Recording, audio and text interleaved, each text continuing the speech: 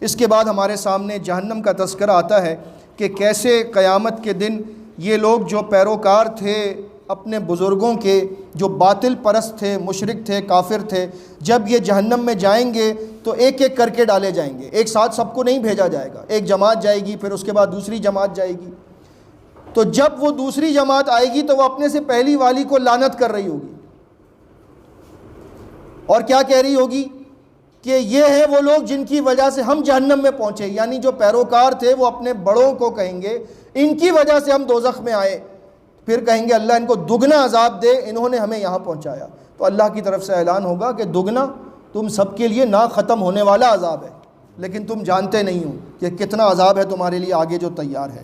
پھر اللہ نے فرمایا جنہوں نے ہماری آیات کو جھٹلایا وہ جہنم سے نکلنا تو درکنار، جنت میں جانا تو درکنار، ان کے لیے تو آسمانوں کے دروازے بھی نہیں کھولے جائیں گے، جنت کے دروازے تو دور کی بات ہے۔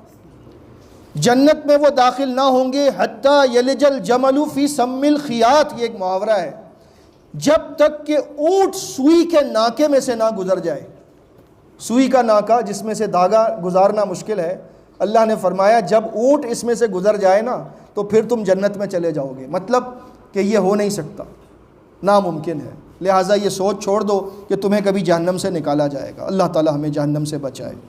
اور فرمایا جنتیوں کا تو یہ حال ہوگا کہ ان کے دلوں سے ہم سارا کینہ اور بغض اور حسد نکال کر باہر پھینک دیں گے، ان کے دلوں میں ایک دوسرے کے لیے محبت ہوگی، ایک دوسرے کے ساتھ بڑی خوشی سے وہاں پر رہیں گے، کوئی بغض نہیں، کوئی کینہ نہیں، کوئی نفرت نہیں، کوئی عداوت نہیں، اور وہاں پر وہ جا کر کہیں گے، اللہ کرے کہ ہم ان لوگوں میں سے ہو جائیں، کہیں گے الحمدللہ الذی ہدانا لہذا، سب تعریف اللہ کے لیے جس نے ہمیں ہدایت دی جنت کے راستے کی، وما کننا لنہتدی لولا ان ہدانا اللہ، ہم تو کبھی ہدایت نہ پاتے اگر اللہ ہمیں ہدایت نہ دیتا۔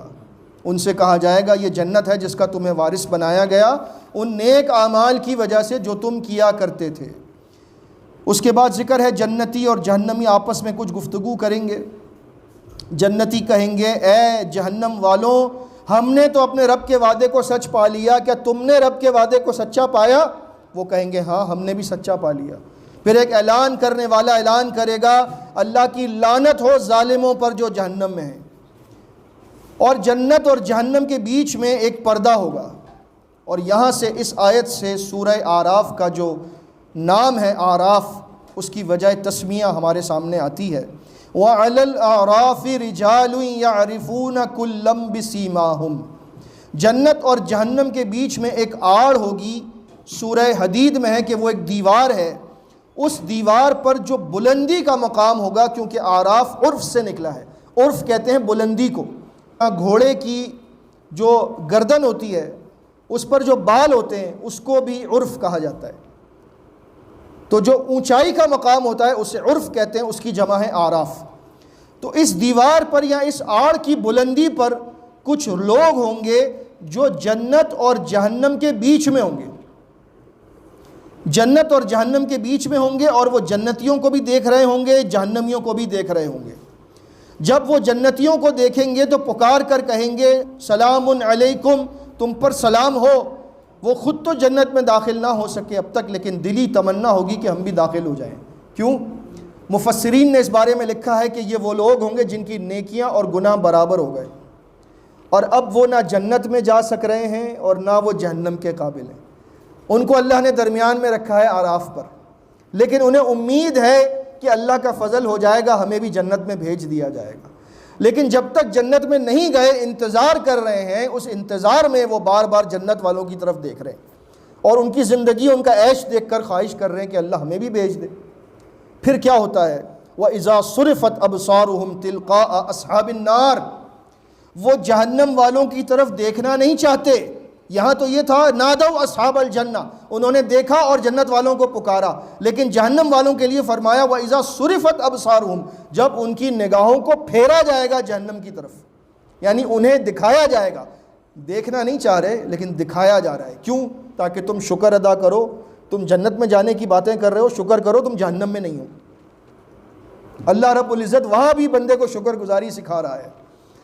جہنم والوں کی طرف جب ان کو دکھایا جائے گا تو وہ کہیں گے ربنا لا تجعلنا مع القوم الظالمین، اے ہمارے رب ہمیں ان ظالموں میں کبھی شامل نہ کرنا۔ اس کے بعد کیا ہوگا کہ یہ اصحاب الاعراف یہ پکاریں گے، لوگوں کو پہچان لیں گے ان کی نشانیوں سے، اور جہنمیوں کو کہیں گے جو ان میں بڑے تکبر والے جہنمی جلنے والے ہوں گے، بادشاہ، فرعون، شداد، حامان، اس قسم کے لوگ، کہاں گیا تمہارا لشکر، کہاں گیا تمہارا مال، تمہارے کچھ کام آیا جو تم تکبر کرتے تھے؟ کیا یہی وہ لوگ ہیں جنتی جو اب ہیں جن کے بارے میں تم کہتے تھے کہ یہ حقیر فقیر لوگ، ان کے پاس کچھ نہیں رکھا، آج دیکھ لو یہ جنت میں مزے کر رہے ہیں، نہ کوئی خوف ہے نہ کوئی غم ہے۔ تو لہٰذا معاشرے میں اپنا سٹیٹس، اپنی حیثیت اگر آپ کو لگے کم ہے دوسروں کے مقابلے میں، تو اللہ کی نظر میں اپنے مقام کو بڑھانے کی کوشش کریں۔ اصل مقام وہ ہے جو اللہ کے پاس ہے۔ معاشرے میں کیا رکھا ہے؟ لوگ تو آپ کو جتنا بھی پیسہ آپ کما لیں، آپ کسی نہ کسی سے کمتر پھر بھی رہیں گے۔ اس دنیا میں کوئی سارا مال نہیں سمیٹ سکتا، ہر ایک مالدار کے اوپر دوسرا مالدار ہے، لیکن اصل بات کیا ہے؟ اللہ کے دین پر عمل کریں، وہاں پر عزت مل گئی تو بڑی عزت ہے انشاءاللہ تعالی۔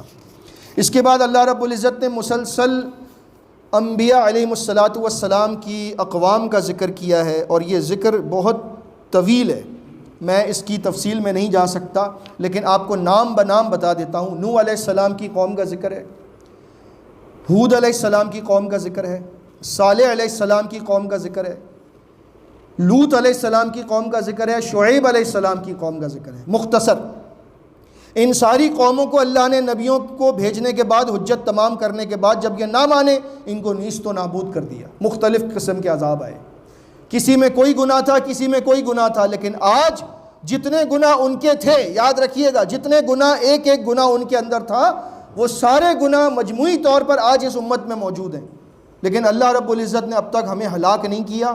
نبی کریم صلی اللہ علیہ وسلم کی دعا ہے کہ اللہ اس امت کو ایک ساتھ ہلاک نہ کرے، یقین جانیے، ورنہ کام ہمارے ایسے ہیں کہ ہم کب کے ہلاک ہو چکے ہوتے۔ تو اس موقع کو غنیمت جانیں اور اللہ سے دعا کریں کہ یا اللہ ہمیں اپنے عذاب سے بچا لے۔ عذاب مختلف صورتوں میں آ سکتا ہے، یہ بھی عذاب کی صورت ہے جس میں آج ہم گرفتار ہیں۔ ٹھیک ہے کہ اللہ تعالیٰ نے ہمیں وہ بڑے عذاب نہیں اب تک بھیجے، اللہ نہ بھیجے، لیکن چھوٹے عذاب کیا کم ہیں؟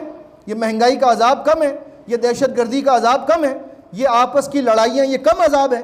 میاں بیوی آپس میں لڑتے ہیں، گھروں میں سکون نہیں ہے، چین نہیں ہے، انسان کی زندگی میں جو ہے وہ سوائے بے چینی بے سکونی کے کچھ نہیں ہے۔ یہ اللہ کے عذاب کی صورتیں۔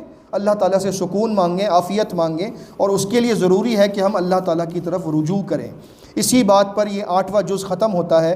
9ویں جز میں پھر سورہ اعراف جاری رہتی ہے، اور یہاں پر قال الملأ الذین استکبروا من قومہ، شعیب علیہ السلام کی قوم کا ذکر جاری ہوتا ہے۔ اس کے بعد موسیٰ علیہ السلام کی قوم کا ذکر آتا ہے، جس پر قدر تفصیل سے ہم سورہ بقرہ کی تفسیر میں بات کر چکے ہیں۔ میں اس میں سے کسی بھی نقطے پر بات اس وقت نہیں کر سکتا، سورہ اعراف کو ہم مکمل کریں گے انشاءاللہ تعالی۔ موسیٰ علیہ السلام کی قوم کا ذکر کرنے کے بعد اللہ رب العزت نے فرمایا ان کے سامنے اس عالم کا تو حال پیش کرو جس کو ہم نے اپنی آیتوں کا علم عطا کیا تھا، پھر اس نے اس لباس کو جو علم کا تھا اتار کر پھینک دیا، اور شیطان اس کے پیچھے لگ گیا اور وہ گمراہوں میں سے ہو گیا۔ اگر ہم چاہتے تو اس کو ان آیات کے ذریعے بلندی عطا فرماتے، لیکن وہ تو زمین کی طرف ہی، پستی کی طرف مائل تھا، اپنی خواہشات کا پیروکار بن چکا تھا۔ اس کی مثال کتے کی طرح ہے، ان تحمل علیہ یلہس، اگر تم اس پر بوجھ لا دو زبان لٹکائے ہوئے ہانپتا رہے گا، او تترکہ یلہس، اگر چھوڑ دو گے بوجھ اتار دو گے تب بھی ہانپتا ہی رہے گا۔ کتا وہ جانور ہے جو انتہائی لالچی ہے۔ آپ دیکھیں گے کوئی کتا جا رہا ہو، اگر آپ پتھر بھی پھینکیں نا اور آپ پھینک کر چلے جائیں تو وہ واپس آ کر اس کو دیکھے گا کہ اس میں کوئی ہڈی تو نہیں تھی، میرے لیے کوئی کام کی چیز تو نہیں تھی جو پھینک کر گیا ہے یہ۔ آپ نے پتھر پھینکا لیکن اس کو اس میں بھی لالچ ہوگا۔ تو اس طرح کے انسان ہوتے ہیں، کوئی موقع نہیں جانے دیتے، اپنے فائدے کو مد نظر رکھتے ہیں، اپنا لالچ۔ تو اللہ نے فرمایا ایسے لوگ کتوں کی طرح ہیں، دنیا کے بھوکے، دنیا کے کتے۔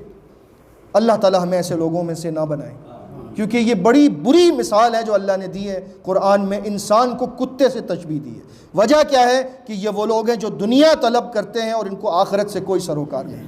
اس کے بعد اللہ نے فرمایا ہم نے جہنم میں کثرت سے بھیجنے کے لیے پیدا کیا ہے جنات اور انسانوں کہ ان کے پاس دل ہیں لیکن وہ ان دلوں کو استعمال نہیں کرتے ہمارے دین کو سمجھنے کے لیے، آنکھیں ہیں لیکن ہماری قدرت کے مظاہر کو دیکھتے نہیں ہیں، کان ہیں لیکن قرآن کو سنتے نہیں ہیں، ان کی مثال چوپایوں کی طرح ہے بلکہ چوپایوں سے بھی گئے گزرے، اور یہ لوگ غافل ہیں۔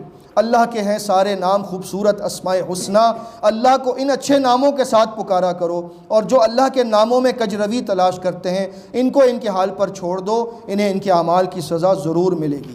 اور اسی کے ساتھ سورہ اعراف کا اختتام ہوتا ہے۔ یہ پوچھتے ہیں آپ سے قیامت کب آئے گی، کہہ دیجئے میں کیا جانوں، یہ تو میرے رب کے علم میں ہے، جب وقت اس کا آئے گا تو وہی اس کو ظاہر کرے گا۔ یہ آپ سے پوچھتے ایسے ہیں کہ جیسے آپ قیامت کے وقت پر پوری تحقیق کر کے بیٹھے ہیں، جبکہ آپ کے پاس تو کوئی علم نہیں۔ کہہ دیجئے علم تو اس کا اللہ کے پاس ہے، لیکن اکثر لوگ اس بات کو نہیں جانتے۔ کہہ دیجئے کہ میں اپنی ذات کے نفع اور نقصان کا کوئی مالک نہیں، اگر میں غیب کو جانتا ہوتا تو میں ساری بھلائیاں خود جمع کر لیتا، مجھے کبھی کوئی تکلیف نہ پہنچتی۔ معلوم ہوا کہ نبی کریم صلی اللہ علیہ وسلم کی زبان سے اللہ نے سورہ اعراف کی آیت نمبر 188 میں اعلان کروایا ہے کہ میں محمد صلی اللہ علیہ وسلم نفع نقصان کا مالک نہیں، غیب کا علم نہیں رکھتا۔ لیکن اب بھی لوگ اگر کہیں کہ ان کو غیب کا علم تھا تو وہ سورہ اعراف کی آیت نمبر 188 کا کیا کریں گے؟ ہمیں بھی جواب لا کر دیں، ہمارے بھی علم میں اضافہ کریں۔ اس کے بعد اللہ رب العزت نے یہاں پر فرمایا کہ میاں بیوی کے بارے میں کہ ہم نے عورت کو پیدا کیا مرد کے سکون کے لیے، اور جب اللہ تعالیٰ ان دونوں میں ملاپ کرتا ہے تو پھر اس کی بیوی ایک ہلکے سے بوجھ کے ساتھ حاملہ ہو جاتی ہے، اور جب وہ وزن بڑھتا ہے تو پھر یہ دونوں مل کر اللہ سے دعا کرتے ہیں کہ اے اللہ اگر تو نے ہمیں ٹھیک صحیح سلامت بچہ دے دیا تو ہم شکر گزاروں میں سے ہو جائیں گے۔ اللہ نے فرمایا جب اللہ ان کو بیٹا دیتا ہے تو پھر وہ جا کر سجدے کسی اور کے آگے کرتے ہیں، شکر کسی اور کا ادا کرتے ہیں، چڑھاوے کہیں اور چڑھاتے ہیں، اللہ کو بھول جاتے ہیں۔ یہ انسان کی کیسی بری خصلت ہے کہ مشکل وقت میں اللہ کو پکارتا ہے اور جب وقت گزر جائے تو پھر غیروں کے آگے ماتھا ٹیکتا ہے۔ اللہ رب العزت ایسے شرک سے ہم سب کو بچائے۔ اس کے بعد یہاں پر اللہ رب العزت نے اختتام فرما دیا سورہ اعراف کا، اور آخر میں نبی کریم صلی اللہ علیہ وسلم کو تسلی دی ہے، کیونکہ دراصل یہ صورت ہے ہی آپ کی تسلی کے لیے کہ گزشتہ قوموں کو بھی جب ہم نے ان کے نبیوں کو ان میں بھیجا تو قوموں نے نبیوں کو ستایا، آپ کو بھی ستایا گیا، لیکن آپ پریشان نہ ہوں۔ آپ دیکھیں گزشتہ قوموں کو ہم نے وقت دیا پھر تباہ بھی کیا، اگر یہ نہیں مانے یہ بھی تباہ ہو جائیں گے۔ آپ کو تو ہم دوسری سرزمین پر بھیج دیں گے اور وہاں پر آپ کو ساتھی مل جائیں گے، لیکن ان کا کیا ہوگا؟ لہٰذا وقتی طور پر خذ العفو وأمر بالعرف وأعرض عن الجاہلین، معافی کا شیوہ اختیار کیجئے، نیکی کا حکم دیتے رہیے اور ان جاہلوں سے اعراض کیجئے۔ اور شیطان اگر آپ کے دل میں وسوسہ ڈالے کہ یہ کیوں اس طرح کرتے ہیں، کیوں نہیں مانتے، کب دین غالب آئے گا، تو آپ اللہ کی پناہ میں آ جائیے، اللہ تعالیٰ آپ کے ساتھ ہے۔ اس کے بعد اللہ رب العزت نے یہاں پر فرمایا کہ جب قرآن پڑھا جائے خاموش رہا کرو اور غور سے سنا کرو تاکہ تم پر رحم کیا جائے۔ پھر سورہ اعراف کی آخری آیت 206 نمبر میں سجدہ ہے، ان الذین عند ربک، بے شک جو فرشتے تمہارے رب کے پاس ہیں، لا یستکبرون عن عبادتہ، وہ تکبر نہیں کرتے اس کی عبادت کے معاملے میں، ویسبحونہ، اس کی تسبیح کرتے ہیں، ولہ یسجدون، اور وہ اس کے آگے سجدہ کرتے ہیں۔ معلوم ہوا کہ ہمیں بتایا جا رہا ہے کہ آپ بھی اللہ تعالیٰ کی عبادت کے معاملے میں تکبر نہ کیجئے۔ جب بھی اللہ کی طرف سے بلاوا آئے تو سارے کام چھوڑ کر رب کی عبادت میں لگ جائیے، اور اگر کوئی شخص اپنے کام کو زیادہ ضروری سمجھتا ہے نماز کے معاملے میں، نماز کے مقابلے میں، اس کا مطلب کہ وہ تکبر کر رہا ہے، انکار کر رہا ہے، اگرچہ وہ اس بات کو محسوس نہ کرے۔